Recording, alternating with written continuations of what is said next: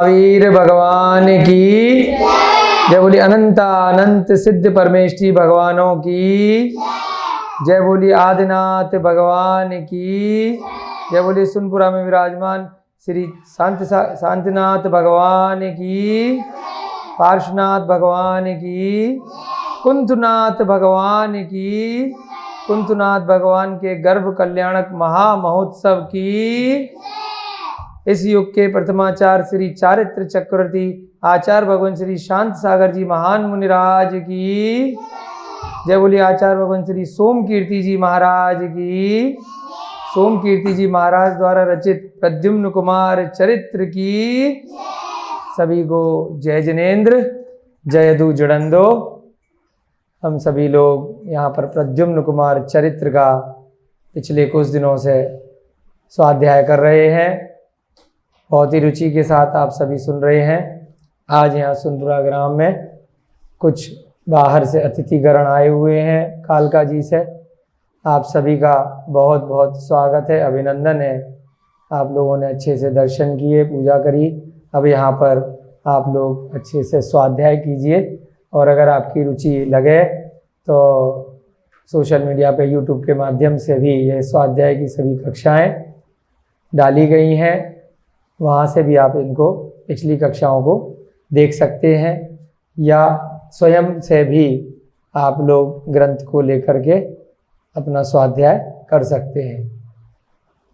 प्रद्युम्न कुमार चरित्र का यहाँ पर पिछले कुछ दिनों से स्वाध्याय चल रहा है, जिसमें कि राजा श्री कृष्ण के पुत्र प्रद्युम्न कुमार का बहुत ही सुंदर चरित्र का वर्णन है।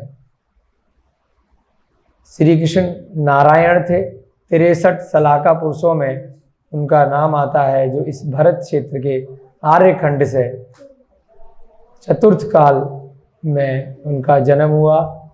नेमिनाथ भगवान जो हमारे 22वें तीर्थंकर थे, उनके वे चचेरे भाई थे। प्रद्युम्न कुमार उस भव से जो उनके पुत्र थे वे मोक्ष गए, तो इसलिए केवली भगवान होने के नाते उनका यह सुंदर चरित्र आचार्य सोम कीर्ति जी महाराज ने हमारे लिए सबके समक्ष यहाँ पर रचना इसकी की है। हम लोग भी इस ग्रंथ के माध्यम से कुछ ना कुछ शिक्षा ग्रहण करें, यहाँ पर ऐसी हम सभी की मंगल भावना है। पहले भी आपको बताया है, किसी भी महापुरुष का चरित्र पढ़ने से हम सबको भी अपार हर्ष तो होता ही है। और जैन धर्म के जो महापुरुष हैं वे केवली भगवान होते हैं, तो उनसे भी हमें यह शिक्षा लेने को मिलती है कि किस प्रकार से उन्होंने अपना जीवन यापन किया और ऐसे क्या कर्म किए जिसके कारण से वे मोक्ष गए। उन्होंने चारों प्रकार के जो गतियां हैं उनका समापन किया, चतुर्गतियों के दुखों को दूर किया और अंत में जाकर के सिद्ध सला का आलिंगन किया। तो ऐसे हमें भी प्रेरणा मिलती है। पिछले भव की उन राजा प्रद्युम्न की कथाओं का वर्णन चल रहा है। जैसे कि हम सभी जीव हैं, वैसे ही वे भी मनुष्य थे पिछले भव में।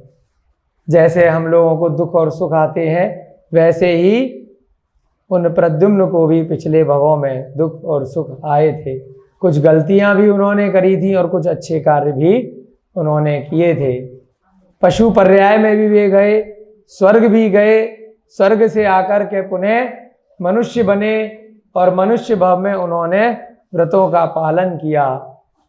उन व्रतों के प्रभाव से, 12 व्रतों के प्रभाव से वे पुनः स्वर्ग गए। स्वर्ग से वापस आए, फिर से मनुष्य बने, परंतु किसी कारण से, मनुष्य पर्याय के कारण से वह अपने उन व्रतों को, पिछले सम्यक दर्शन को थोड़ा बहुत भूल गए, भटक गए। हम सबके साथ भी कई बार होता है। हम लोग जब प्रवचन इत्यादि सुनते हैं, स्वाध्याय करते हैं, बहुत अच्छा वैराग्य भावना आती है, धर्म ग्रहण करने के भाव जागते हैं, व्रत भी ले लेते हैं।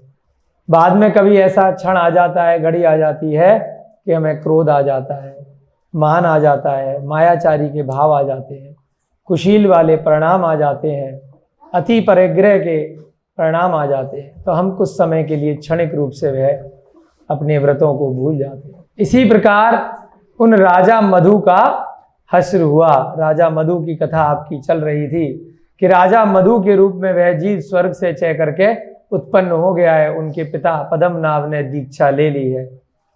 उनकी अपनी स्वयं की रानी इतनी सुंदर है, उसके बाद भी वह पर स्त्री पर आकर्षित हो गए हैं। चंद्रप्रभा के ऊपर उनका मन आ गया है। वह रानी चंद्रप्रभा राजा हेमरथ की पत्नी है, वटपुर की रानी है। उसके बाद भी क्या होता है, वह राजा मधु उनके ऊपर आकर्षित हो जाते हैं और बलपूर्वक और छल पूर्वक हेमरथ से जुदा करके अपनी पटरानी उसको बना लेते हैं। उनके मंत्रीगण भी इस कार्य में मजबूरीवश उनका सहयोग देते हैं। चंद्रप्रभा के पास कोई विकल्प नहीं रहता है, वह ठगी जाती है अपने पति की गलती से, हेमरथ के कारण से, जिसके कारण से उसे मधु का आधिपत्य स्वीकार करना पड़ता है। उसकी पटरानी बनना वह स्वीकार कर लेती है, क्योंकि उसके पास और कोई अन्य विकल्प नहीं बचता है। उधर राजा हेमरथ की दुर्दशा आपने पिछली कक्षा में सुनी थी कि अपनी गलती का जब उसे प्रायश्चित होता है, पश्चाताप होता है, तो वो पागल हो जाता है। अपना राजपद छोड़ करके वह इधर उधर भटकने लगता है। जैसे पागल व्यक्ति की हालत आपने देखी होगी, वह क्या खा रहा है, क्या पी रहा है, उसे कुछ भी किसी प्रकार का होश नहीं होता है। अपना धन धान्य वैभव पद इत्यादि सब भूल जाता है। ऐसे ही उस राजा हेमरथ का हश्र होता है। देव योग से कालांतर में वह भटकते भटकते पागल होने के बाद एक दिन उस अयोध्या नगरी में जा पहुंचता है, जिस नगरी में उसकी रानी चंद्रप्रभा और उसका शत्रु मधु रहता था। पहले तो मित्र था, मित्र ही शत्रु बन जाता है ना। आपका बैर किससे होता है? जो राह चलते लोग हैं उनसे क्या बैर है आपका, जिनको आप नहीं जानते? हजारों करोड़ों लाखों लोग हैं देश में आपके संसार में, क्या उन सबसे आपका बैर है? ये ध्यान रखिएगा, ये नियम है। बैरी वही होता है जिससे आपका पहले कभी प्रगाढ़ मोह रहा होता है। दो पति पत्नी है, पहले तो बहुत मोह था, किसी कारण से झगड़ा हो गया, अलग होने की नौबत आ गई, तो अब क्या बन गए? बैरी बन गए, शत्रु बन गए। इतने भयंकर शत्रु कि एक दूसरे की शक्ल नहीं देख सकते। कोर्ट केस चल रहे हैं, लड़ाइयाँ हो रही हैं। ऐसे ही दो बहुत पक्के मित्र हैं, किसी व्यापार में पार्टनर बन गए। बाद में क्या हुआ? किसी कारण से नहीं बनी तो शत्रु बन गए। परिवार में भी जो बहुत सगे संबंधी थे वही शत्रु बनते। ऐसे ही कोई भी राह चलता जिसको आप नहीं जानते हैं, जिससे कभी मेल मुलाकात बातचीत नहीं हुई है, तो वह आपका शत्रु कैसे बन जाएगा? तो ऐसे ही जो उसका मधु मित्र था, कितना बड़ा मित्र था कि उसके लिए राजा हेमरथ ने युद्ध लड़ा। उसको जिताने के लिए राजा भीम से लोहा लिया, अपनी सेना लेकर के गया। उस राजा मधु के स्वागत में उसने अपने वटपुर को कितना सजाया, अपनी स्वयं की पत्नी से उसकी आरती उतरवाई, उसका एक दिन का कितना बड़ा आतिथ्य किया, कितना सम्मान किया। बदले में उस राजा मधु ने उसके साथ क्या किया? छल कपट किया। धोखे से अपना आतिथ्य देने के लिए 1 माह तक अपने अयोध्या नगरी में बुलाया। उसके बाद क्या किया? उसके बाद धोखे से उन लोगों को वापस भेज दिया और उसकी पत्नी का छल कपट से हरण कर लिया। तो राजा मधु उसका क्या हो गया? मित्र से शत्रु हो गया। तो इसलिए जैन धर्म में भगवान को वीतरागी बोला है।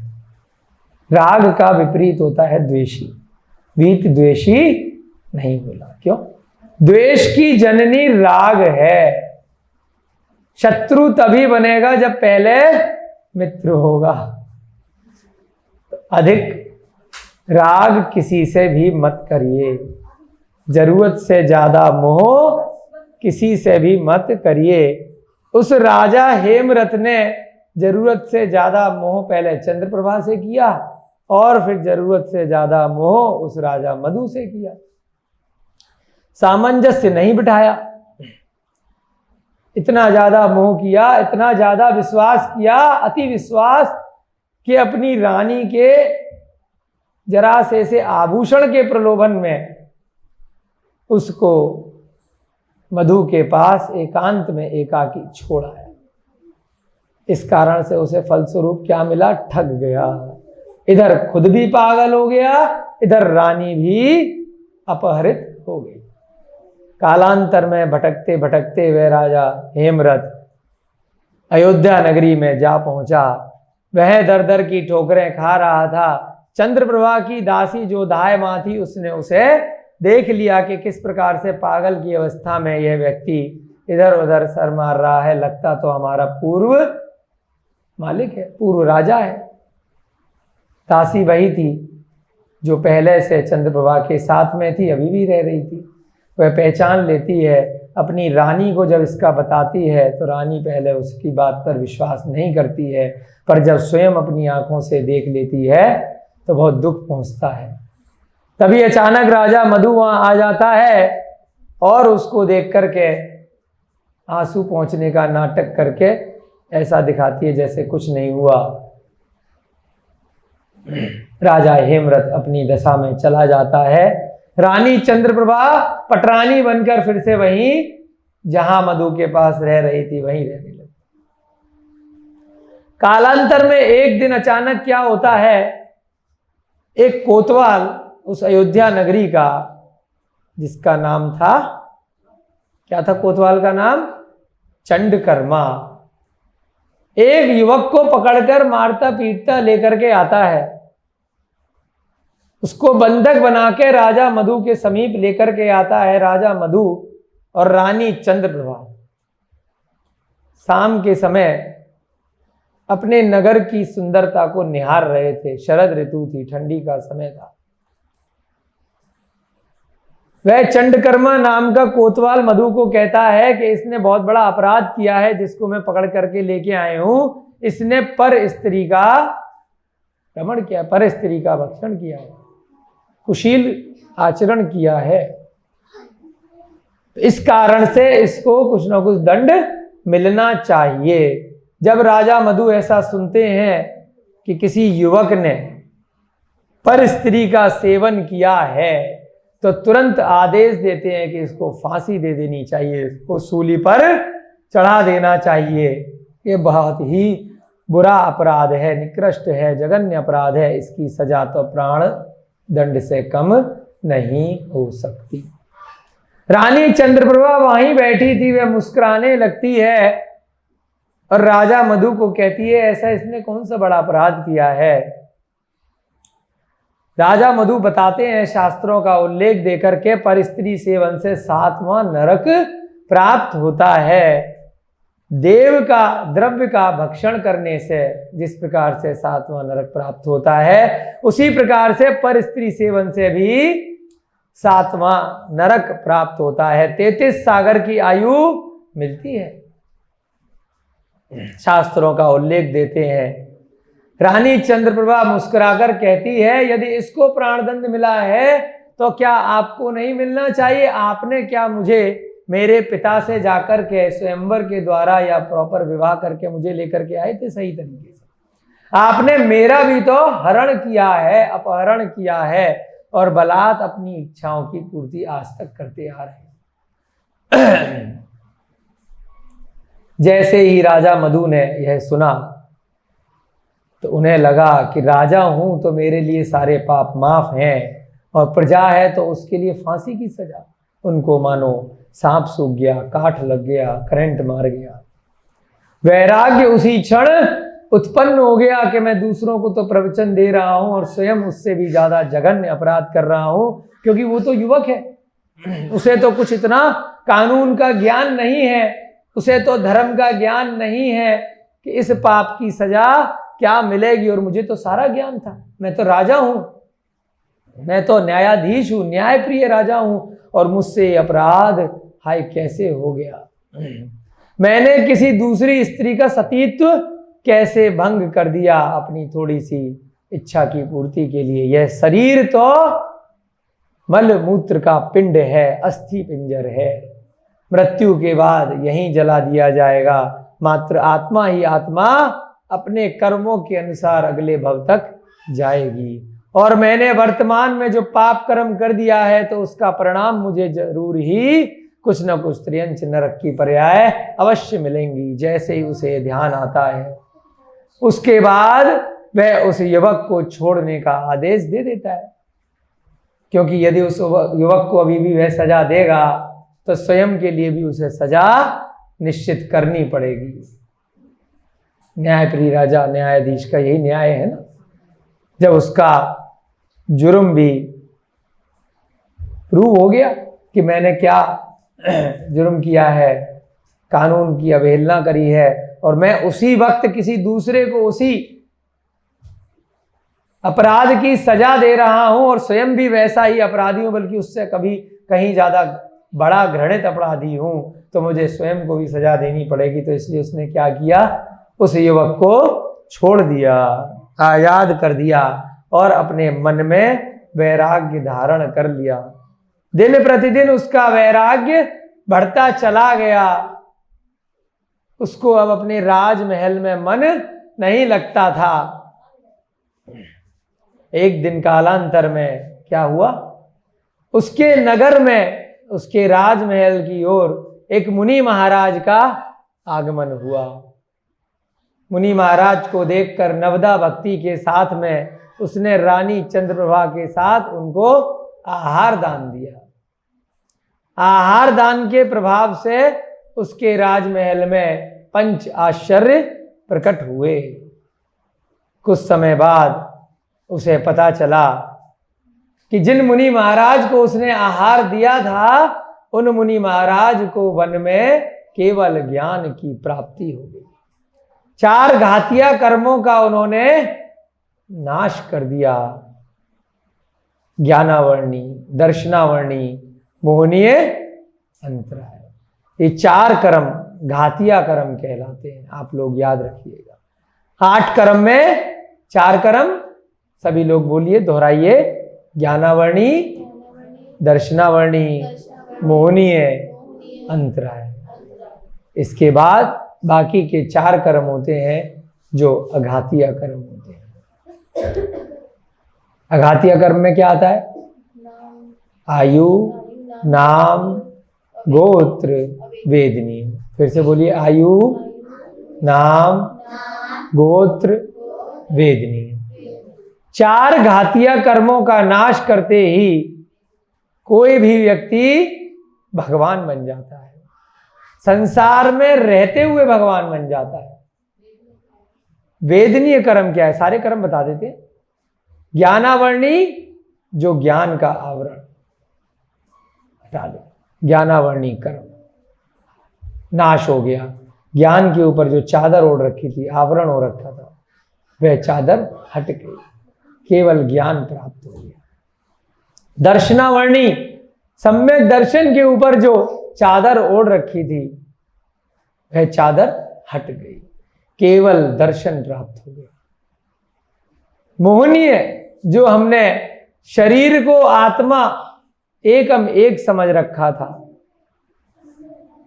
उस शरीर के कारण से इस संसार की सभी पर वस्तुओं से मोह हो गया था।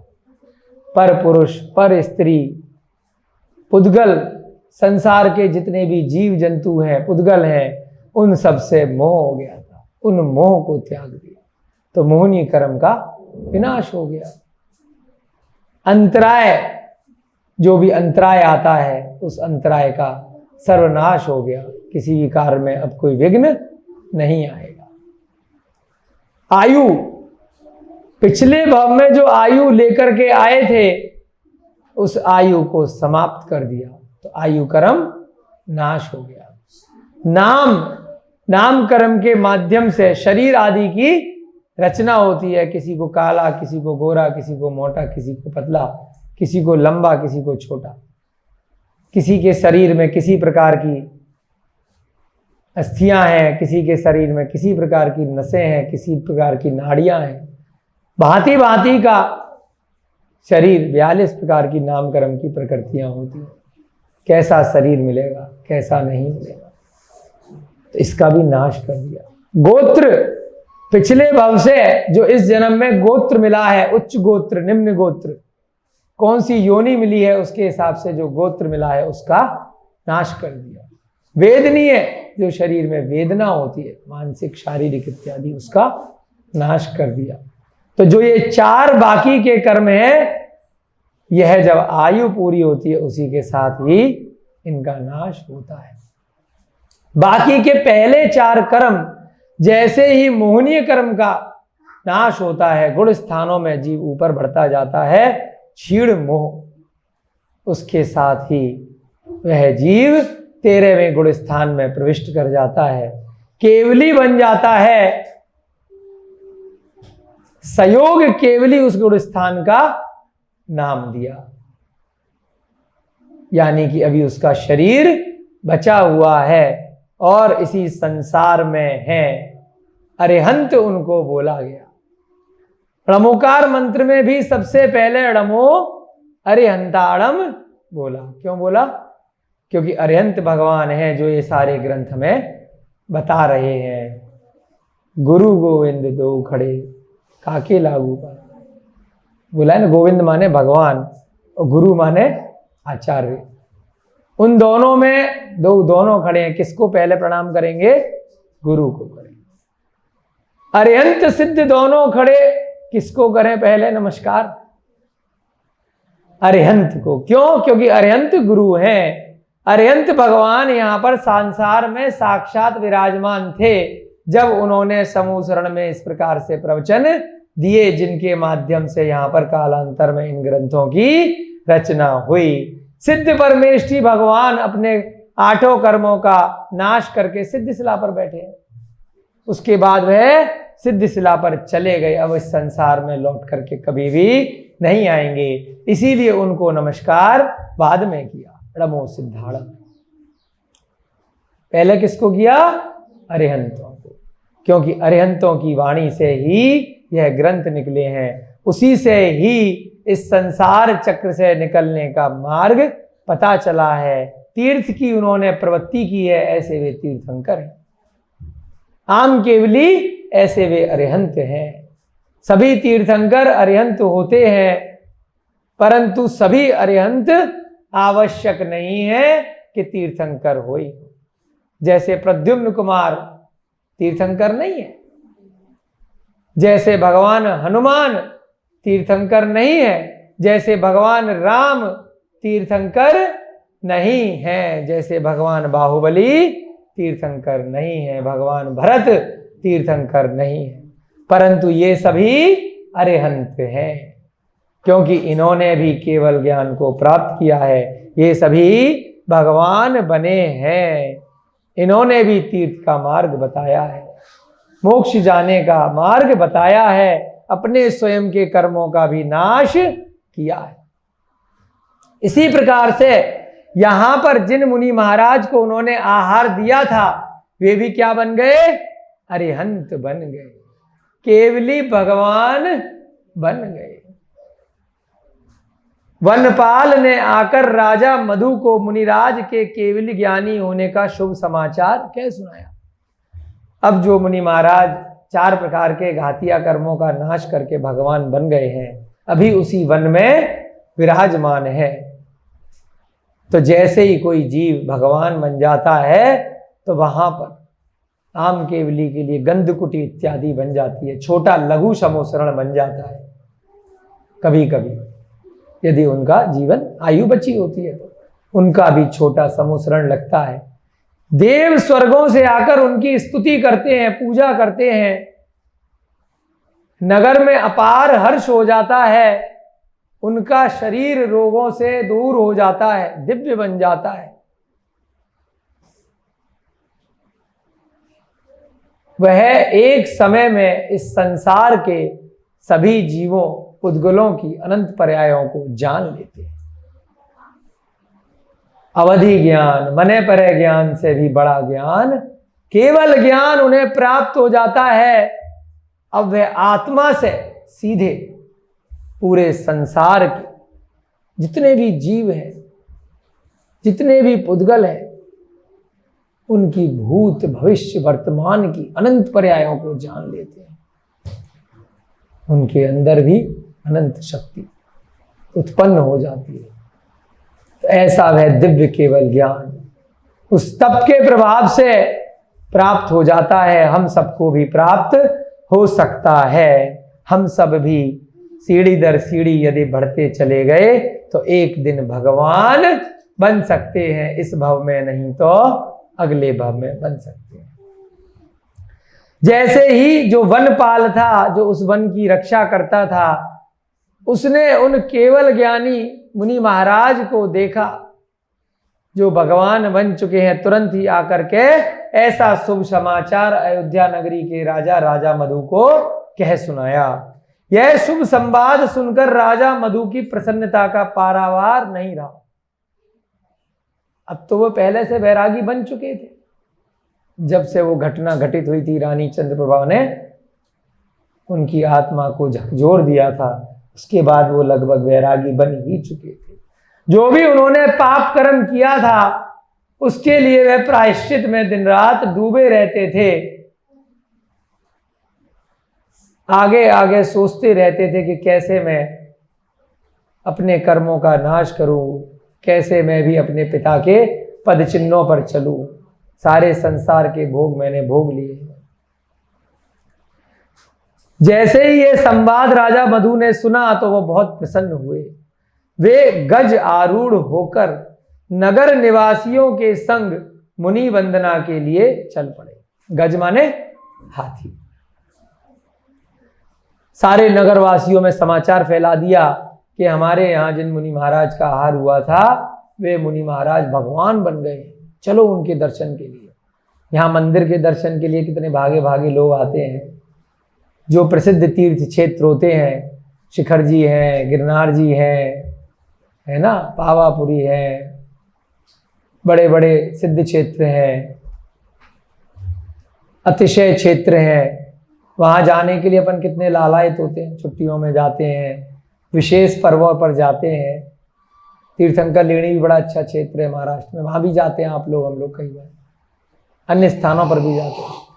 तो आप सोच करके देखिएगा कि यदि साक्षात भगवान यदि आपके नगर में हो, यहाँ तो प्रतिमा है ना, कई लोग अन्य मतियों में, कोई वैष्णो देवी जा रहा है ना, कोई और देवियों को मानता है वहाँ जा रहा है, कोई किसी भगवान को मानता है अपने अपने धर्मों के अनुसार, कोई मक्का जा रहा है, कोई कहीं जा रहा है। तो कितने बड़े भावों के साथ में लोग जाते हैं ना अपने अपने धर्मों के अनुसार। यदि ये मान लीजिए कि थोड़ी देर के लिए साक्षात वे भगवान आपके नगर में आ जाएं, तो क्या आप स्वयं को वहां जाने से रोक पाओगे? जिनको आप मानते हो, जिनकी भी आप स्तुति करते हो अपने अपने धर्मों के अनुसार। अब राजा मधु जिन धर्म को मानता था और जैसे ही उसे पता चला कि साक्षात भगवान बन गए मुनि महाराज, तो क्या वह अपने आप को रोक पाएगा? क्या उसकी प्रसन्नता में कोई कमी रहेगी? बताइए, सोच के देखिए। तो ऐसे ही वह राजा मधु पूरे नगर को लेकर, प्रजा को लेकर गज पर आरूढ़ होकर के वन की तरफ चल पड़ा।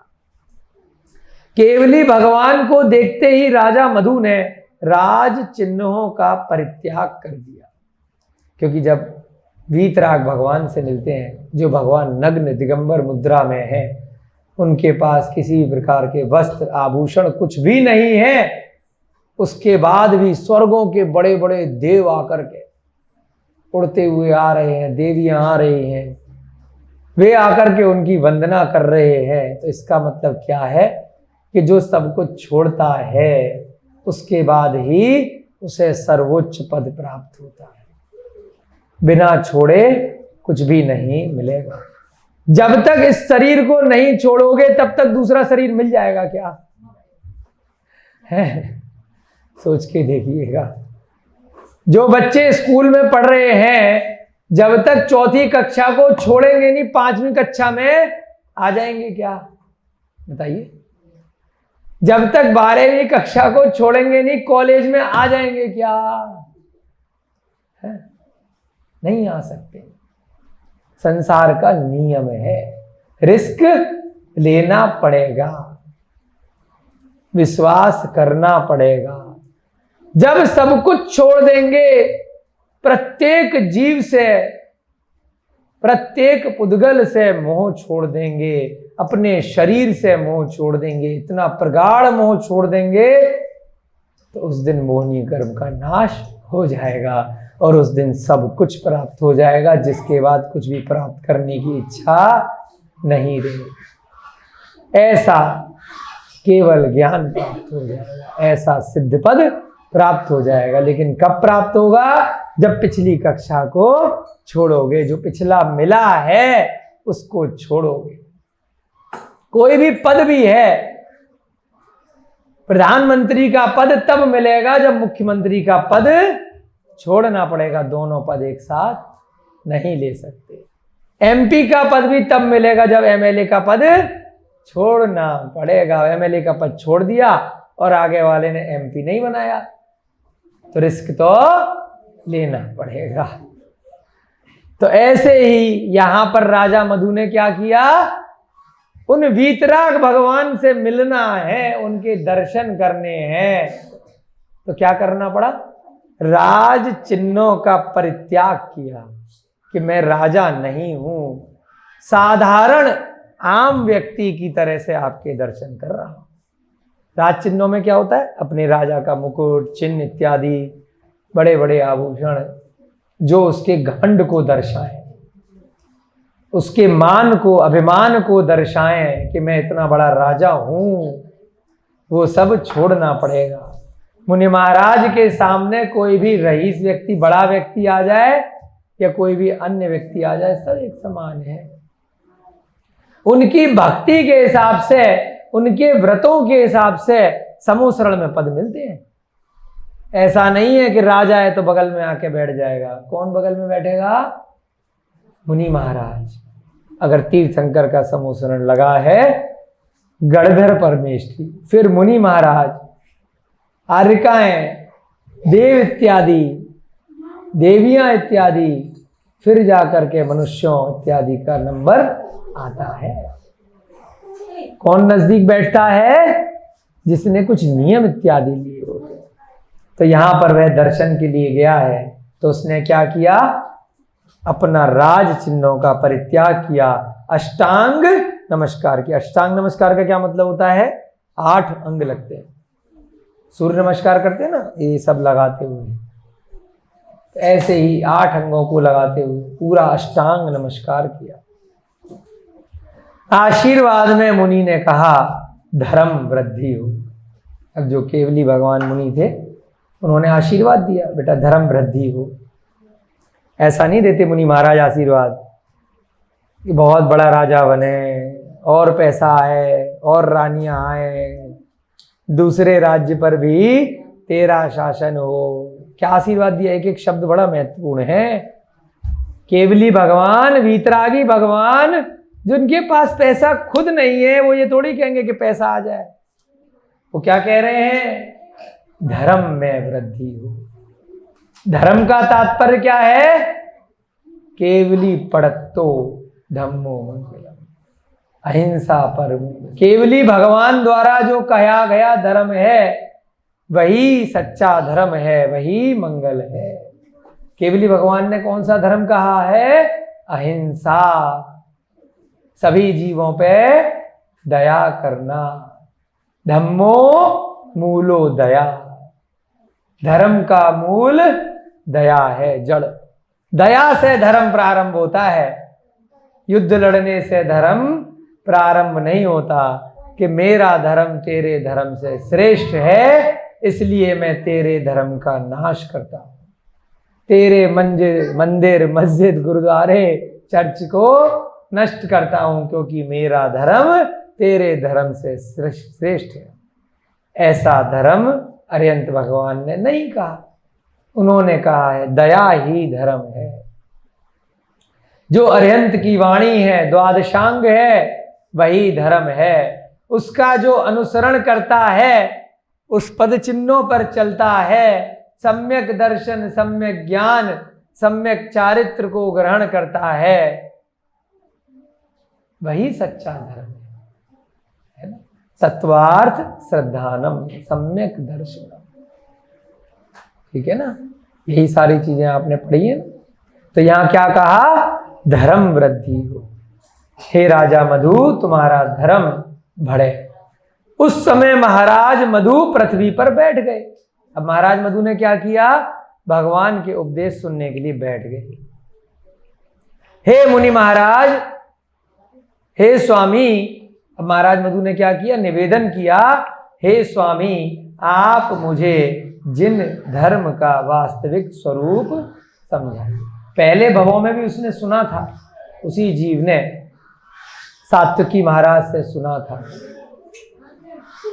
उसके बाद भी अगले भव में मणिभद्र और गुरुभद्र की पर्याय में दोनों भाइयों ने फिर सुना था।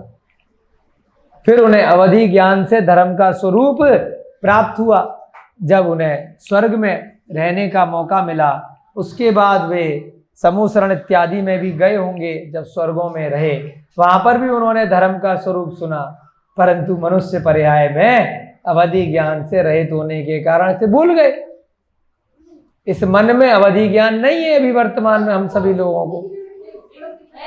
किसी का मति सुतगान अधिक कम हो सकता है। तो राजा मधु ने फिर से जिज्ञासा करी, किनसे, उन मुनि महाराज से जो उसके यहाँ आहार के लिए आए थे, और अब वे भगवान बन चुके हैं कि हे प्रभु मुझे जिन धर्म का वास्तविक स्वरूप समझाइए।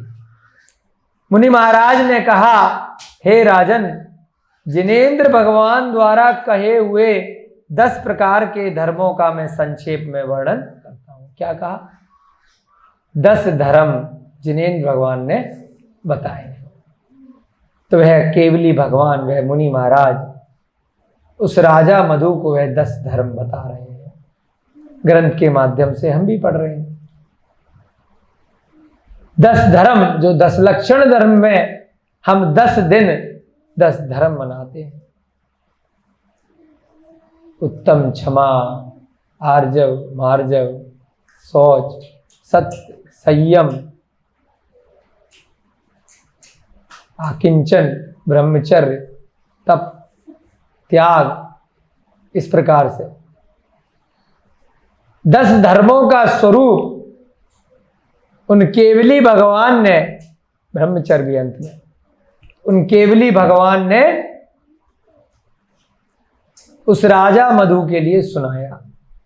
धर्म का स्वरूप सुनकर राजा मधु को वैराग्य उत्पन्न हो गया। वैराग्य तब भी हुआ था जब चंद्रप्रभा ने झटका दिया था, करंट लगा था ना, परंतु उस समय क्षणिक था। अभी एकदम से उसके मन में उस समय दीक्षा के भाव नहीं आए थे कि तुरंत दीक्षा ले लूं। थोड़ा उसको झटका मारा था, लेकिन धीरे धीरे उसका वह वैराग्य बढ़ता गया था। अब जब मुनि महाराज जब केवली बन गए, तब जो धर्म का स्वरूप सुन रहा है, तब क्या हुआ, उसको फिर से वैराग्य उत्पन्न हो गया। अब कैसा वैराग्य उत्पन्न हुआ, अब तो साक्षात भगवान बैठे हैं, तो कोई मूर्ख ही होगा। भगवान कह रहे हैं मैं भगवान कैसे बना, बेटा तू भी बन सकता है। मैं भी पहले कभी राजा था, इस भव में, पिछले भव में मैं भी कभी स्वर्ग गया था, है ना। मैंने भी जब सब कुछ छोड़ दिया तो देख आज मैं भगवान बन गया, तू भी बन सकता है। तो कोई मूर्ख होगा जो शक्ति सामर्थ्य होने के बाद भी उस मार्ग का अनुसरण ना करे। जिसका काल नहीं आया होगा वही तो नहीं कर पाएगा। जब किसी को तुरंत पता चल गया कि मैं पिछले भवों में क्या था, मैं कैसे कैसे इतनी मुश्किलों से यहां पहुंचा हूं, उसको जाति स्मरण भी हो गया और उसको मौका भी दिया गया कि अगर अगले भवों में तू अपना कल्याण चाहता है, बार बार का अनादि संसार का यह चक्र तोड़ना चाहता है, तो बेटा नंबर लगा ले, तू भी बैठ जा बगल में। तो किसी का बहुत ज्यादा अभी संसार से मोह होगा, वही व्यक्ति दीक्षा नहीं लेगा। अन्यथा अन्य व्यक्ति क्या करेगा कि बहुत हो गया, मुझे भी आप जैसा बना दो। तत्वार सूत्र के मंगलाचरण में आचार्य उमा स्वामी कहते हैं अंत में, वंदे तद्गुण लब्धये, मैं आपके गुणों की प्राप्ति के लिए वंदना करता हूं। और जब भगवान ने कह दिया कि मेरे गुण प्राप्त करने हैं, आ जाओ, आओ आशीर्वाद लो, बैठो, तो क्यों कोई जीव मना करेगा? क्या उसके पास कोई विकल्प है? घर जाकर के उसे क्या मिलने वाला है? वही सुख दुख, इसके अलावा उसे क्या मिलेगा? कुछ भी नहीं। तो क्या करा उस मुनि महाराज ने?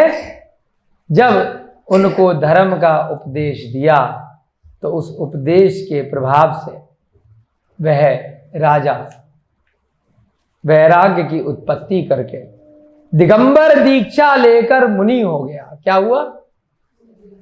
अब राजा मधु ने सभी राजपाट वहीं उसी क्षण छोड़ दिया और मुनि महाराज बन गया।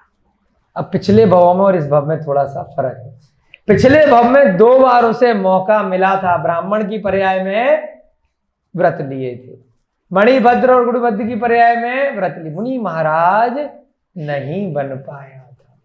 अब क्या किया? डायरेक्ट महाव्रत ले लिया, दिगंबर बन गया, वस्त्रों का त्याग कर दिया, पीछी कमंडल धारी बन गया, महाव्रतों को ग्रहण कर लिया।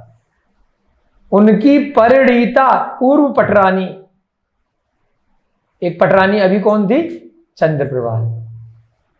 उससे पहले भी कोई रानी थी। उसकी रानी तो क्या होता है ना कि एक को पटरानी बना लेते हैं, मुख्य को, बाकी जूनियर हो जाती हैं राजा महाराजाओं की। तो एक परिणीता पूर्व पटरानी थी, वो भी सब नगर में सारे लोग गए ना, तो सारी रानियों को लेके गया है, प्रजा को भी लेकर के गया है। धर्म का स्वरूप तो महाराज जब बता रहे हैं तो कान में तो बता नहीं रहे कि खाली तेरे लिए बता रहे हैं। यहाँ जैसे हम पढ़ रहे हैं, अगर एक व्यक्ति ज्यादा विशेष रूप में सुन रहा है तो उसका मतलब ये नहीं है कि खाली उसी को बता रहे हैं। जितने भी लोग बैठे हैं सभी लोग उस धर्म का स्वरूप सुन रहे हैं। तो कब किसके भाव जाग जाए कुछ नहीं कहा जा सकता। यहाँ पर बहुत सारे गुरुकुल के बच्चे भी बैठे हैं, कब इनमें से किसी के भाव जाग जाए कुछ नहीं कहा जा सकता। तो उनकी परिणीता पूर्व पटरानी ने भी आर्यका के व्रत स्वीकार कर लिए।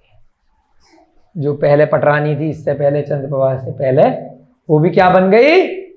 आर्यका माता जी बन गई, क्योंकि वह महाव्रती नहीं बन सकती। स्त्री पर्याय के कारण से उसको साड़ी वस्त्र इत्यादि पहनने पड़ेंगे। श्वेत वस्त्र इत्यादि का वर्तमान में विधान है।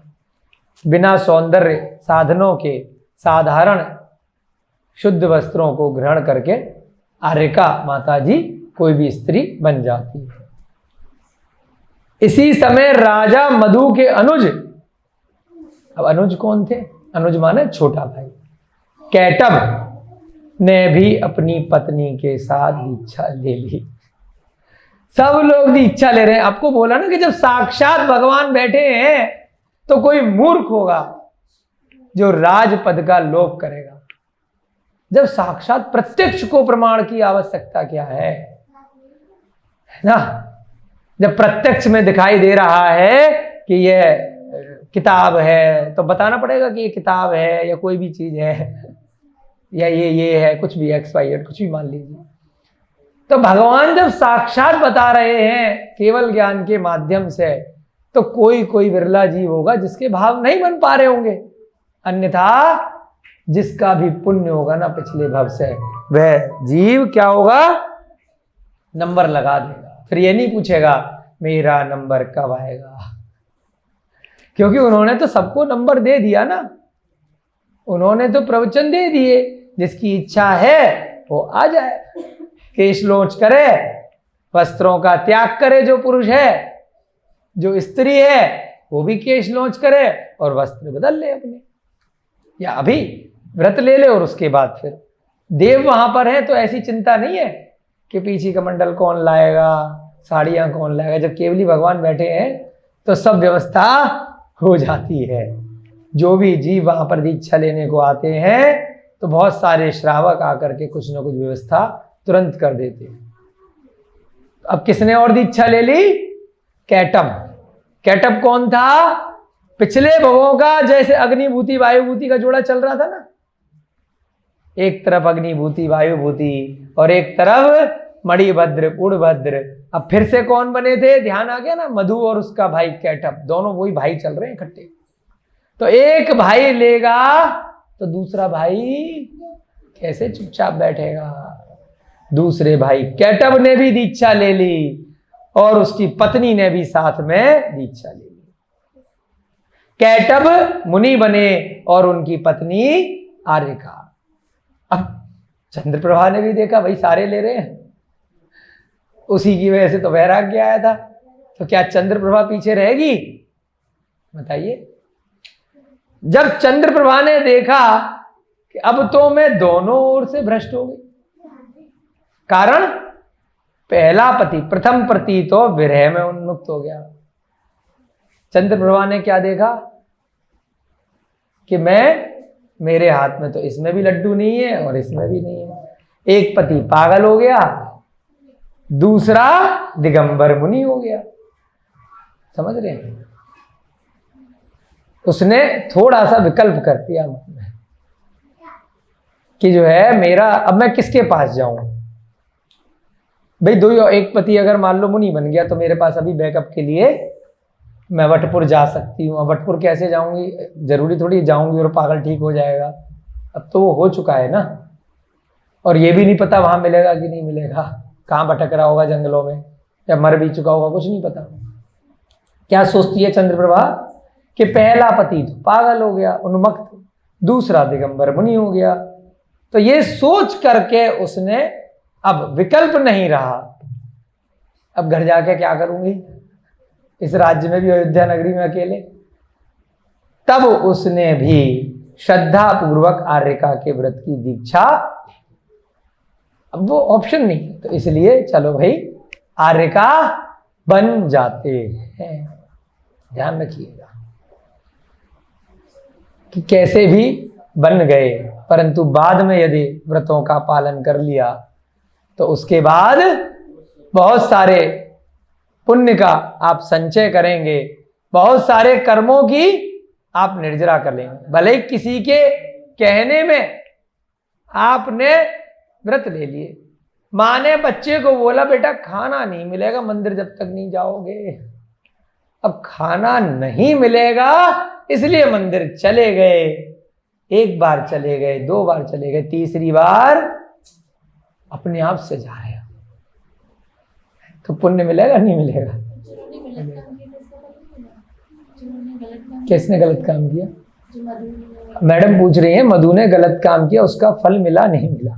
मिलेगा, इंतजार करो। कोई भी गलत काम किया उसका फल मिलेगा ना। आपने कोई पाप कर दिया उसके बाद कुछ पुण्य कर दिया तो पाप कम हो गया। राजा श्रेणिक ने गले में सांप डाला, फल मिला ना, नरक गए। भले ही भगवान महावीर के समो शरण में बैठने से उसके बाद के भव में तीर्थंकर का आश्रम कर लिया। गलत काम की गलत सजा मिलेगी, है ना, मिलेगी। अगर बाद में प्रायश्चित नहीं लेते, मुनि नहीं बनते तो बहुत भयंकर फल मिलता। थोड़ा फल कम हो जाएगा, भी आगे पढ़ेंगे ना, लेकिन फल मिलेगा कुछ ना कुछ। तो इसलिए पहले भी कई कक्षा में बताया है, अगर आपने भूलवश कोई पाप कर दिया, स्वाध्याय भूल गए थे और दोबारा से स्वाध्याय चंद्रप्रभा की तरह सोमकीर्ति जी महाराज ने याद दिला दिया, या कोई निमित्त मिल गया, किसी व्यक्ति ने सिखा दिया, किसी बच्चे ने आपको झकझोर दिया कि पापा ये तो खाली रटने के लिए है, असत्य नहीं बोलना, आप तो असत्य बोल रहे हो तो मैं भी इसलिए असत्य बोल रहा हूं, पेपर में लिखे आऊंगा असत्य नहीं बोलना। बहुत बार हमने माता पिता देखे हैं चोरी छिपे सिगरेट पीते हैं, शराब पीते हैं, जिस दिन बच्चा टोक दे। बहुत लोग सिखा रहे हैं, डॉक्टर सिखा रहा है, बीवी सिखा रही है, दुनिया भर के प्रवचन सुन रहे हैं, नहीं छोड़ रहे। जिस दिन बच्चा बोल देता है वो गिलास को हाथ लगा लेता है या सिगरेट उठा लेता है, उस दिन वो पिता जिंदगी भर के लिए सिगरेट शराब छोड़ देता है। बहुत उदाहरण अपने भी देखे है ना। वो बच्चा गुरु बन जाता है, निमित्त है। चंद्रप्रभा गुरु नहीं बनी है, वो निमित्त बनी है। उसने बस याद दिलाया है कि तू क्या मेरे को विवाह करके लेके आया था क्या, आज इसको सजा दे रहा है। उसी से वैराग्य आ गया। प्रवचन तो वो पहले से ही देता था, ज्ञान तो उसे शास्त्रों का पहले से था। अयोध्या नगरी का राजा है, बहुत ज्ञान होगा, बचपन से पढ़ाया गया होगा, बहुत बड़े बड़े शास्त्री बनाया गया होगा उसको भी। इतने आचार्य गुरु उसके पिता ने लगाए होंगे पढ़ाने के लिए गुरुकुल में, परंतु भूल गया था। तो उस चंद्रप्रभा रूपी निमित्त ने जिस युवक को वह चंडकर्मा लेके आया था, उस कारण से उसका जमीर जाग गया और उसने प्रण ले लिया। अंत में क्या किया, दिगंबर मुनि बन गया। उसको देख करके चंद्रप्रभा भी आर्यका बन गई, कैटब भी मुनि बन गया छोटा भाई, और उसकी पत्नी भी दीक्षा ले गई। पूर्व पत्नी जो परिणिता थी, पूर्व पटरानी, उसने भी आर्यका के व्रत ले लिए। अब आपका प्रश्न था ना कि फल मिलेगा, थोड़ा आगे भी सस्पेंस बना रहना चाहिए, कुछ तो फल मिलेगा। कोई भी पाप किया है तो प्रायश्चित के कारण उसको मौका मिल गया था, इस कारण से मुनि बन गया। राजा श्रेणिक का पाप शायद ज्यादा बड़ा रहा होगा, इस कारण से अंत समय में वह दीक्षा नहीं ले पाया। राजा श्री कृष्ण प्रद्युम्न के जो पिता हैं, उनका भी कुछ पाप कर्म का उदय बचा रह गया, जिस कारण से वे भी अंत समय में दीक्षा नहीं ले पाए। इतने बड़े राजा नारायण श्री कृष्ण, जगत के लोग आज भी उनको भगवान मानते हैं, परंतु उनका कुछ पिछले भव का कुछ पाप आड़े आ गया, जिसके कारण से वे भी नारायण बन गए।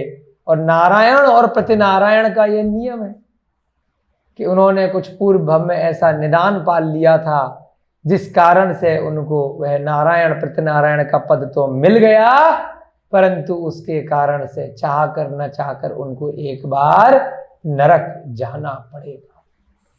तो इस कारण से वह नारायण श्री कृष्ण भी अंत समय में दीक्षा नहीं ले पाए, और उसी कारण से राजा श्रेणिक भी दीक्षा नहीं ले पाए। वे भी आज नरक में हैं और वे भी नरक में हैं। रावण भी आज नरक में है, लक्ष्मण भी आज नरक में है, जबकि राम के भाई थे, वे भी नारायण थे।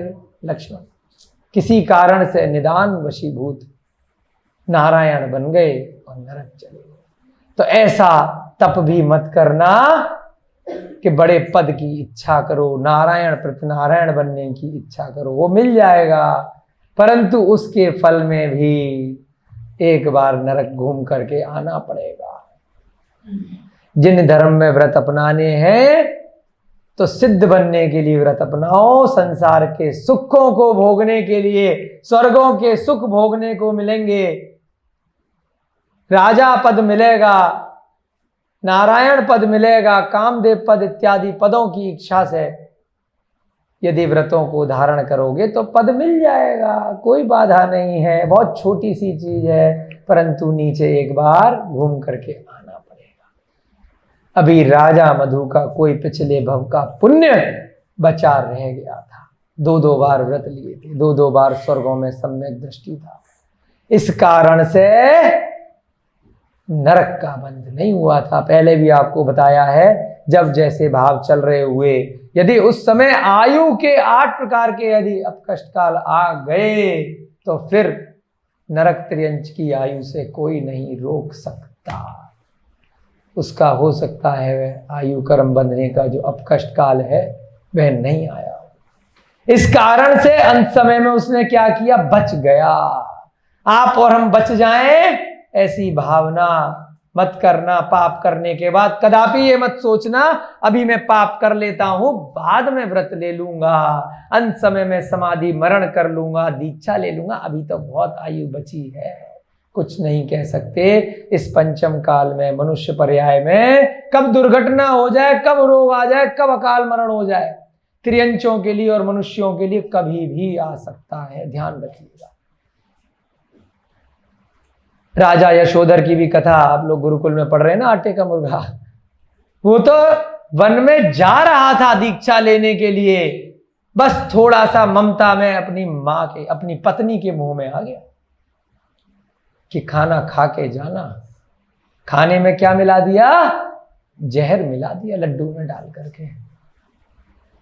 उधर पहले मां के मुंह में आया कि मां के कहने पे आटे का मुर्गा बना करके बलि दे दी, थोड़ी देर के लिए मां को शांति दे देता हूं।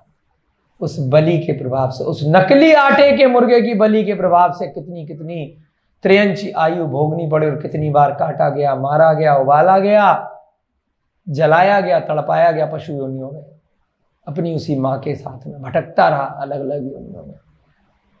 बस लेने जा रहा था दीक्षा, ध्यान रखिएगा। परंतु जहर देकर अपनी ही पत्नी ने मार दिया, क्योंकि वह पत्नी भी किसी पर पुरुष पर आकर्षित थी। इस कारण से पत्नी ने अपने राजा पति को मार दिया।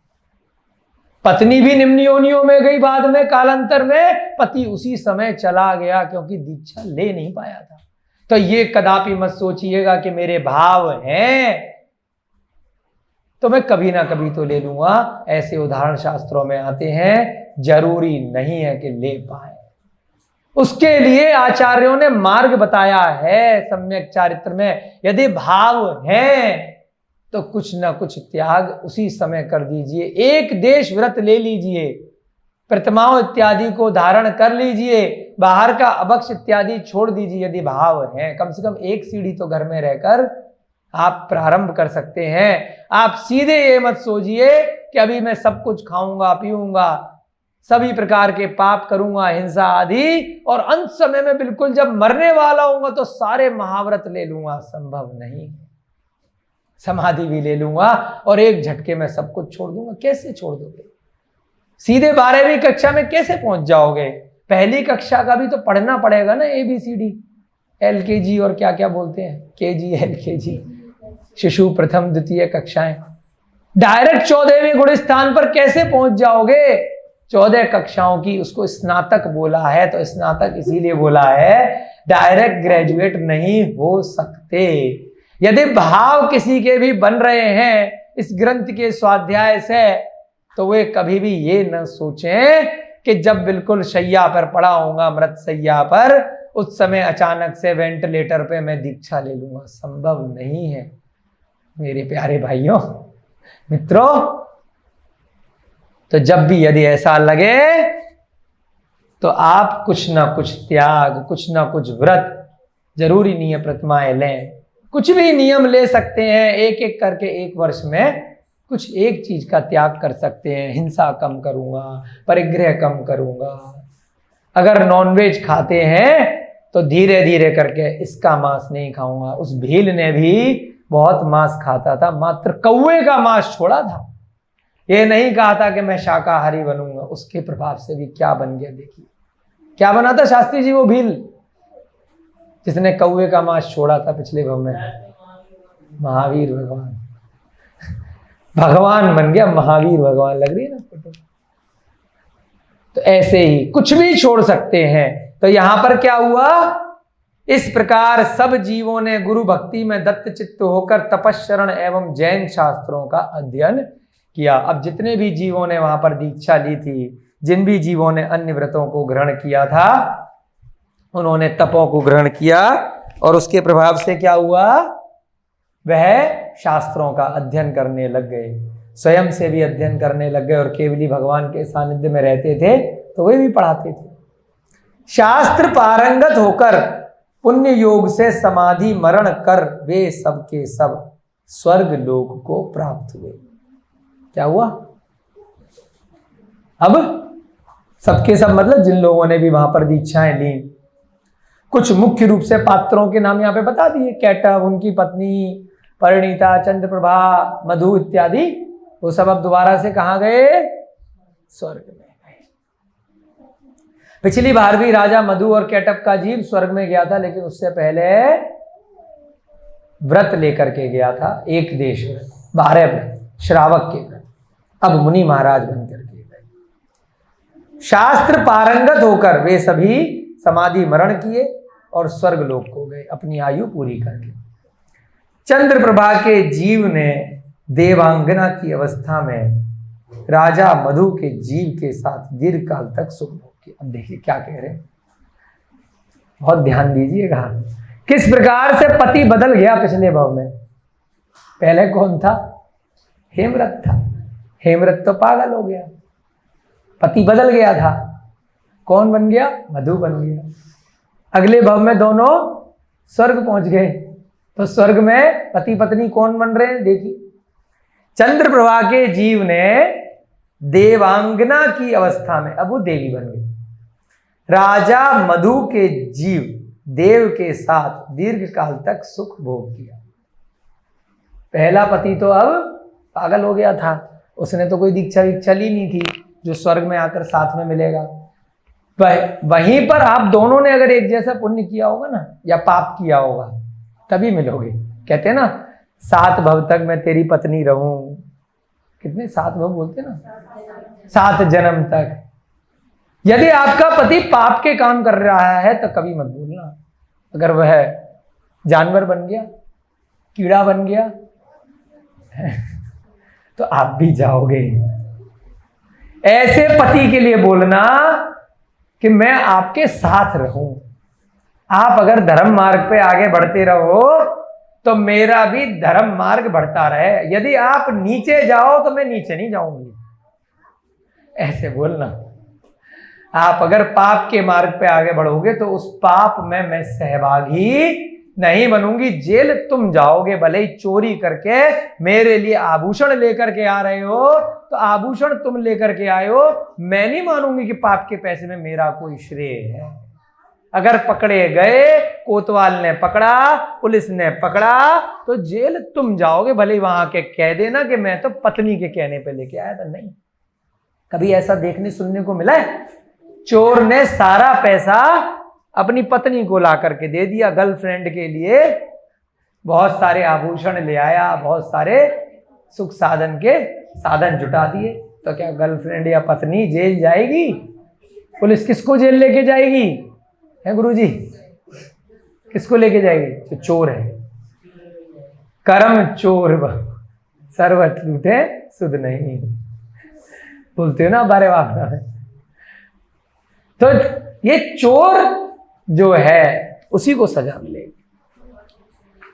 अब यहां पर क्या हुआ कि मधु ने भी तप किया था, वो भी उसी स्वर्ग पहुंच गया, और उस चंद्रप्रभा ने भी तप किया था, तो भले ही नीचे के स्वर्गों में गई होगी। पहले आपको बताया था यदि देवी की पर्याय में कोई जाएगी तो स्वधर्म और ईशान में उसका जन्म होगा।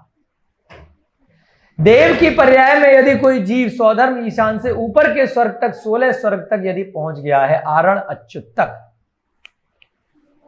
तो वो अवधि ज्ञान से जान लेगा कि मेरे पूर्व भव की रानी कौन थी। और यदि उसका जन्म पहले दूसरे स्वर्ग स्वधर्म ईशान में हो गया है तो वह वहां जाकर के उसे लेकर के आ जाएगा। ठीक है, पहले आपको बताया था, याद है ना गुरुजी? देवियों का जन्म 16 स्वर्ग तक नहीं होता है, मालूम है बात? उनका जन्म पहले दूसरे स्वर्ग तक ही होता है जैन ग्रंथों के अनुसार। किसी देव का जन्म ऊपर के स्वर्ग में हो गया और पिछले भवों की, उनकी जितनी भी रानियां पिछले भवों की, असंख्यात भवों की, उनको अवधि ज्ञान में आ जाता है। और अपने अपने कर्म करके यदि उनकी पिछले भव की कोई गर्लफ्रेंड, कोई रानी, कोई देवी, कोई भी रही हो, तो यदि वह पहले दूसरे स्वर्ग में स्त्री पर्याय के कारण देवी बन के उत्पन्न हुई है तो वो ऊपर ले जाता है। तब राजा मधु ने भी क्या किया? चंद्रप्रभा वहां पर उत्पन्न हो गई, उसको अपने पास ले आया और दोनों ने दीर्घ काल तक सुख भोग किया। राजा हेमरथ तो बेचारे का पता ही नहीं क्या हुआ, वो तो पागल बन गया था। तत्पश्चात हरिपत्तन नगर के राजा हरि की पत्नी हरिवती से कनकमाला नाम की पुत्री हुई। कौन? ध्यान से पढ़िए, पहले नाम याद आ जाएगा आपको, कहानी अंत तक आ रही है धीरे धीरे। तत्पश्चात, लगभग कई कक्षा पहले नाम आपने सुना था। तत्पश्चात हरिपत्तन नगर के राजा हरि की पत्नी हरिवती से कनकमाला नाम की पुत्री हुई। कनकमाला कौन, याद आ रहा है? अपन लोगों का अवधि ज्ञान तो है नहीं, थोड़ा बहुत मतिस्मृति ज्ञान है। कुछ दिन पहले बड़ा नाम आया था, कनकमाला कनकमाला। गुरुजी याद आ रहा है? बताओ कनकमाला सुना है अभी जब से स्वाध्याय कर रहे हैं कुछ दिनों से? कौन थी? नहीं याद आ रही? अरे बताओ, कुछ तो बोलो। नहीं याद आ रहा? हाँ देखो, ध्यान से सुन रही। प्रद्युमन को जो उठा करके ले गई थी पत्थर के नीचे से, आ गई याद? जो अब उसकी मां बन गई है, विद्याधर की रानी, जिसके बच्चा नहीं था, जो प्रद्युमन को उठा करके पालन पोषण कर रही है। कोई भी कहानी है ना, इतने बड़े बड़े आचार्य हैं, सब लिंक होता है। आप भूल जाओगे एक के बाद एक कहानियां पढ़ते पढ़ते। बहुत बड़ी बड़ी फिल्में बनती हैं, वो इधर का उधर एंड में जाकर के भूल जाते हैं, लेकिन ये नहीं भूलेंगे कहानी कहाँ से शुरू हुई है और कहाँ जाकर के पहुंच रही है। अब तार जुड़ रहे हैं ना, अब आनंद आएगा। कनकमाला कौन है? चंद्रप्रभा, जिसका हरण हुआ था, ठीक है ना। वो अब कनकमाला बनकर के उत्पन्न हो गई है। हमने इस पे चिंतन किया, क्योंकि हमने कहीं पढ़ा था कि आर्यिका बनने के बाद साधारण तौर पर स्त्री लिंग का छेदन हो जाता है। सीता का भी हो गया, सीता आर्यिका बनी तो उसका पद्म पुराण में वर्णन आया है कि वह अच्युत स्वर्ग की प्रतीन्द्र है। अभी वर्तमान में जो राम की पत्नी सीता थी, तो जो 16वां स्वर्ग है आरण अच्युत, तो अच्युत स्वर्ग में प्रतीन्द्र है, इंद्र का जो प्रतीन्द्र होता है, देव है। अब उसने स्त्री पर्याय का छेदन कर लिया आर्य का व्रत लेने के, सीता के जीव ने। और भविष्य की पर्याय में जब रावण तीर्थंकर बनेंगे, रावण का जीव अभी कहां पर है? गलत कार्य करने के कारण नरक में है, परंतु भविष्य में वे तीर्थंकर बनेंगे। तो जब रावण का जीव तीर्थंकर बनेगा तो वह जो रानी सीता थी, उनका जीव जो वर्तमान में प्रतीन्द्र है, वहां से आकर उनका गणधर बनेगा। देखिए जैसे गौतम गणधर है ना, इनके भगवान महावीर, कहां कितना बैर कि रावण उसको उठा करके ले गया, और कहां उनकी गणधर, कर्मों का खेल है। ऐसे ही यहां पर कहां कितना बैर मधु उठा करके ले गया रतन कनकमाला को पिछले भाव में चंद्रप्रभा के रूप में, और कहां बलात् रानी बनाया, और कहां अब क्या हो रहा है? वह कनकमाला स्वर्ग में उसी मधु के जीव के साथ में असंख्यात वर्ष फिर से भोग हो रही। क्या कर्म है। तो इसलिए ज्यादा चक्कर में मत पड़ना कि यही पति मेरे हमेशा हमेशा के लिए। कहां किसका इस संसार में, तुल्य प्रणति में भी आया और ग्रंथों में भी आया है, 343 घन राजू है, अनंता अनंत जीव हैं। अनादि काल से कोई भी जीव ऐसा नहीं बचा, कोई भी जीव, कह रहे गुरु जी, कोई भी जीव ऐसा नहीं बचा जो हमारा पति पत्नी, कोई भी जीव का मतलब ये मक्खी मच्छर भी आ गए, एक इंद्रिय जीव भी आ गए, वनस्पति जीव भी आ गए जो दिखाई नहीं दे रहे हैं। इस संसार में कोई भी जीव ऐसा नहीं बचा जो अनादि काल में कभी ना कभी हमारा पति पत्नी, पुत्र पुत्री, माता पिता, बंधु मित्र, शत्रु नहीं बना, सब बन चुके हैं। समझ रहे हो? तो जब अवधि ज्ञान में या केवल ज्ञान में चीजें आती है ना, तो किस किस से मुंह करें? सब मेरे खास हैं। ये इस भव की खास दिख रही है पत्नी, तो पिछले भव की वो है, उससे पिछले भव का वो जानवर है, उससे पिछले भव का वो मक्खी है, या कोई देव है, कोई नरक में बैठा है। सब मेरे परिवार के सदस्य बन चुके हैं। तो इसलिए ऐसा नहीं है कि क्यों धोखा दे दिया, क्यों अमृत को छोड़ करके मधु की बन गई। उस चंद्र प्रभा से भी हो सकता है राजा मधु पिछले कई भवों पहले से भोग भोग चुका हो, वो छूट गई हो, इसलिए उसके पीछे फिर पड़ गया था। अब दूसरे की बन गई थी, पहले क्या पता उसी की रही हो। तो इसीलिए यहां पर क्या हुआ, वह चंद्र प्रभा का जीव देव बनने के बाद अब कनकमाला बन गया। वही कनकमाला मेघदूत के राजा काल समर की रानी हुई है। हमारा ना काल चक्र घूमता हुआ, काल समर याद आ गया। काल समर कौन था, उसका अब का पति, जो उस बच्चे को शिला के नीचे से उठा करके ले गया है। ठीक है, काल समर और कनकमाला उसकी पत्नी। ठीक है, काल समर विद्याधर राजा है। विद्याधर कौन होते हैं, जो आकाश में उड़ सकते हैं, विजयार्थ पर्वत की श्रेणियों में रहते हैं। इस भरत क्षेत्र में नीचे वाला हमारा आर्यखंड है, मध्य में विजयार्थ पर्वत है, उसके ऊपर 2 मलेच्छखंड है, इधर 2 मलेच्छखंड नीचे है, 3 मलेच्छखंड ऊपर है, 5 मलेच्छखंड हो गए, 1 नीचे आर्यखंड हो गया। तो विजयार्थ पर्वत की श्रेणियों में विजयार्थ पर्वत, वहां पे कौन रहते हैं, विद्याधर, जिनको बहुत सारी विद्याएं होती हैं, उड़ते हैं, है ना, इत्यादि। वही कनकमाला आज काल समर की रानी हुई है। राजा मधु का जीव, अब मुद्दे पे आ रहे हैं जल्दी जल्दी से, सबकी कहानी बता रहे हैं। राजा मधु का जीव, ध्यान से सुनिए, तपस्शरण के प्रभाव से 16वें स्वर्ग में देव हुआ। क्या हुआ था, अभी बताया था ना, देवी कहाँ में पैदा होगी, ईशान्य स्वधर्म में। देव पूर्व भव से जाम लेगा अवधि ज्ञान से, उसको उठा करके 16वें स्वर्ग में ले जाएगा 16वें स्वर्ग में, लेकिन आयु नहीं मिलेगी। आयु तो जितनी उसकी अपने भव के कारण से, स्त्री पर्याय के कारण देवियों की आयु कम रहेगी, उसकी आयु पूरी होके वो पहले चली जाएगी अगले भव में। देव अपनी सागरों की आयु पूरी करेगा ऊपर के स्वर्ग में, वो बाद में आएगा। ध्यान से सुनिए बहुत। राजा मधु कहां पहुंचा, 16वें स्वर्ग में देव हुआ। वह नारायण श्री कृष्ण की स्त्री रुक्मणी के गर्भ में आया एवं रुक्मणी के गर्भ में आया, तो इतना तो आपको याद हो गया ना, रुक्मणी का पुत्र प्रद्युम्न है। एवं कैटभ का जीव श्री कृष्ण की रानी जाम्बवती के गर्भ, सत्यभामा के गर्भ में नहीं आया कैटभ, एक और रानी है श्री कृष्ण की, उनका नाम है जाम्बवती। कैटभ का जीव कहाँ आया, जाम्बवती के गर्भ में।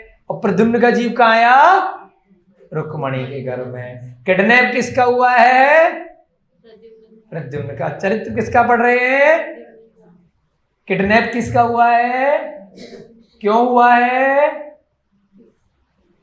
अब आपके प्रश्न का उत्तर मिल जाएगा। खुद से बता दिया ना आपने, कुछ गैस करके। कुछ पुण्य कर लिया था, अंत समय में दीक्षा ले ली थी, इस कारण से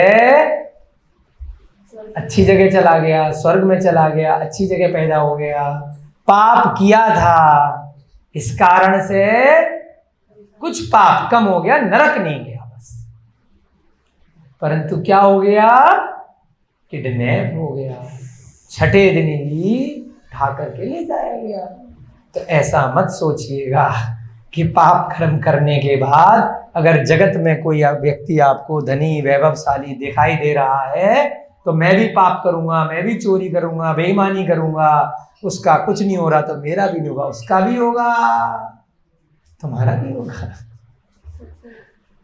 असंख्यात जीव हैं, अनंत जीव है, सबका नंबर आएगा अपने अपने नंबर से, ठीक है ना। कैटभ का जीव जाम्बवती के गर्भ में आया, श्री कृष्ण का जीव। अब बेचारे कहानी खत्म करते हैं, करते करते थोड़ा सा सस्पेंस आपके मन में आ रहा है, हेमरथ का क्या हुआ, वह कहाँ गया।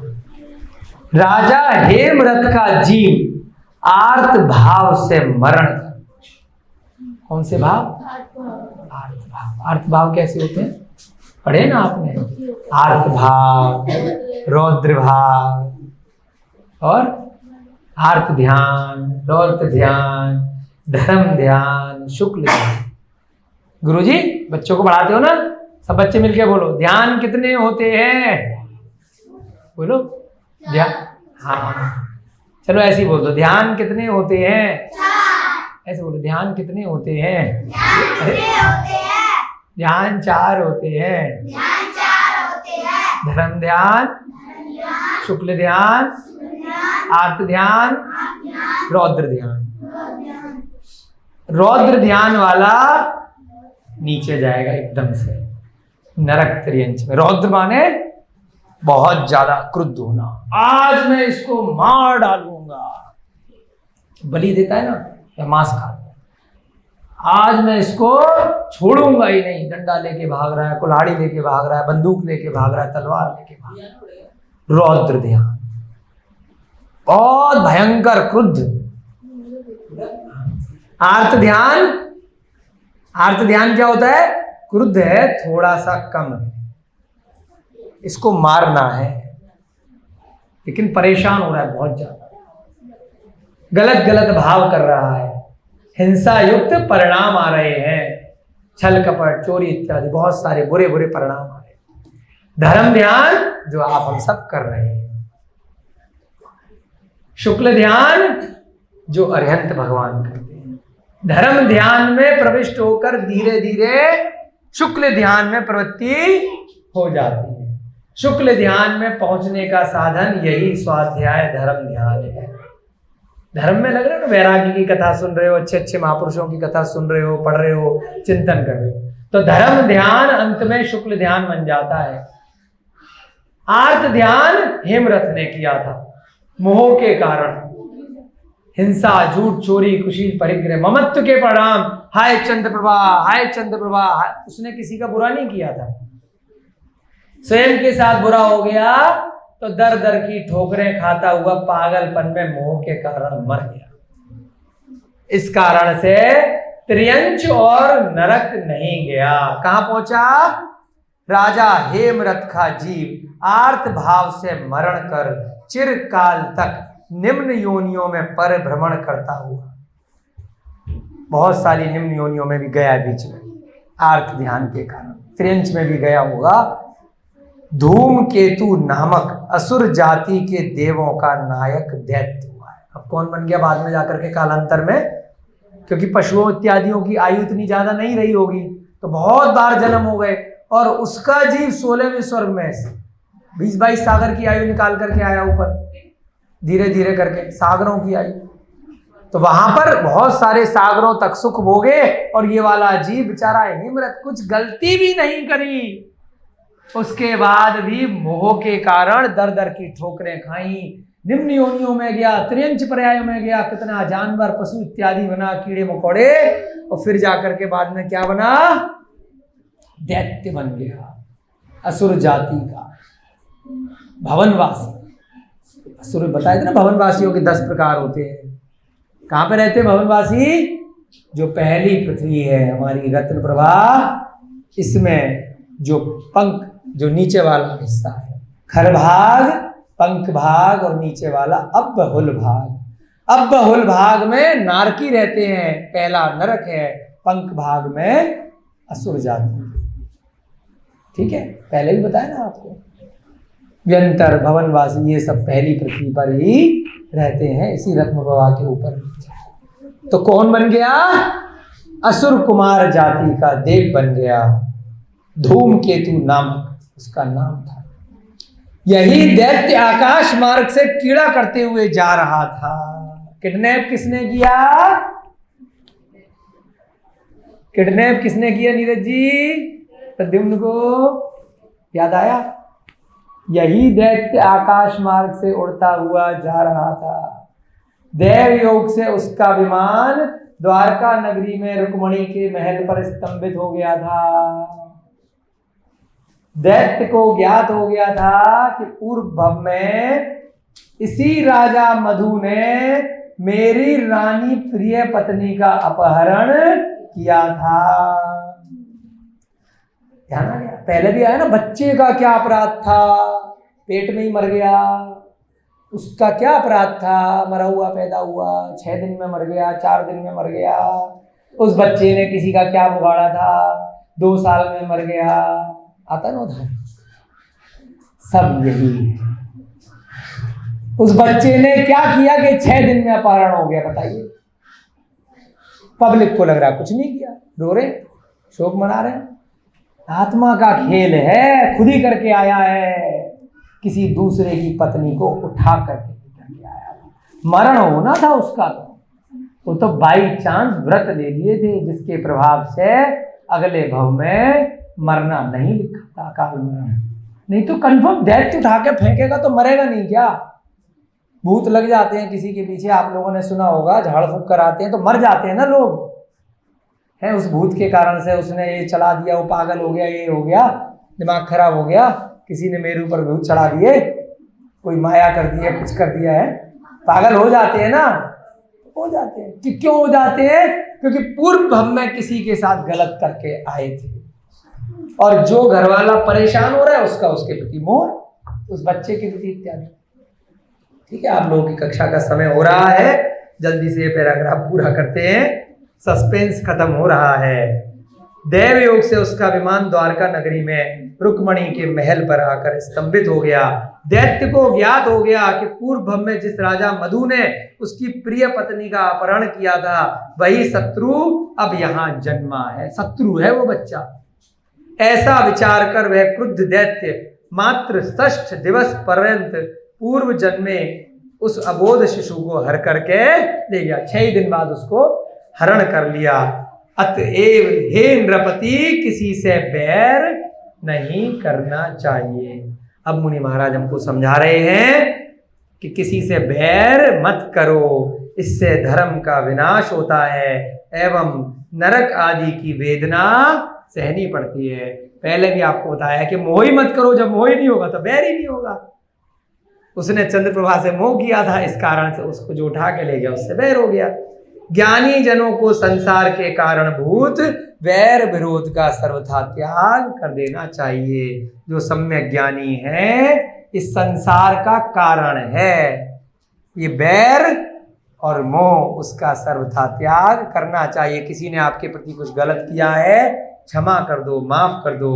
उस राजा प्रद्युम्न के चरित्र को हम पढ़ के कुछ न कुछ शिक्षा लें। पाप का फल उसे मिल गया, उसका अपहरण हो गया, 6ठे ही दिन वो बेचारा उठा करके फेंक दिया गया। ऐसी दुर्दशा हमारी न हो, ऐसा हम लोग प्रयत्न करें। इन्हीं भावनाओं के साथ जय बोलिए आचार्य भगवान श्री सोमकीर्ति जी महाराज की जय बोलिए प्रद्युम्न कुमार चरित्र की, महावीर भगवान की, चारित्र चक्रवर्ती आचार्य भगवान श्री शांत सागर जी महान मुनिराज की। सभी को जय जिनेन्द्र जय दो जिणंदो। सभी लोग